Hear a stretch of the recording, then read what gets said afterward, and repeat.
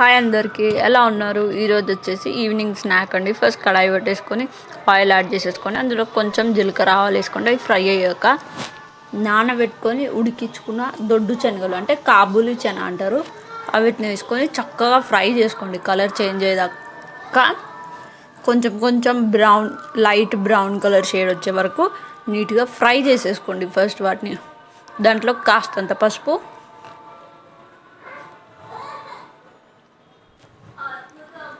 కలిపేసుకొని నీట్గా ఫ్రై చేయండి. టేస్ట్ అయితే చాలా బాగుంటాయండి.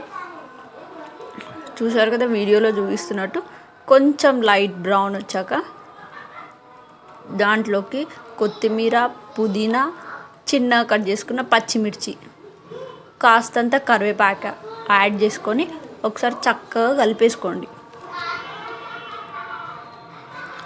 అవి కూడా ఫ్రై అయిపోయాక కొంచెం సాల్ట్, కొంచెం కారం, మీ టేస్ట్కి తగినంత వేసేసుకోండి. నేను కొంచెం కొంచెం వేస్తున్నాను. కొంచెం చాట్ మసాలా, ఇవన్నీ వేసుకొని నీట్గా ఫ్రై చేసేసుకొని సైడ్కి ఒక ఆనియన్ కట్ చేసి పెట్టేసుకోండి. ఫ్రై అయ్యేలోపు ఫ్రై అయిపోయాక ఇవన్నీ నీట్గా ప్లేట్లోకి తీసేసుకోండి. చూస్తున్నారు కదా వీడియోలో చూపించే విధంగా ఫ్రై చేసుకోండి. దీంట్లోకి ఆనియన్ యాడ్ చేసేసి ఒక్కసారి నీట్గా ఆనియన్ కలిపేసి దాంట్లోకి లెమన్ పిండుకొని తింటే సూపర్ టేస్ట్, హెల్దీ. బయట తినే ఇది లేకుండా ఇంట్లోనే సూపర్ అండ్ హెల్దీ స్నాక్ అండి. టేస్ట్ కూడా చాలా బాగుంటుంది.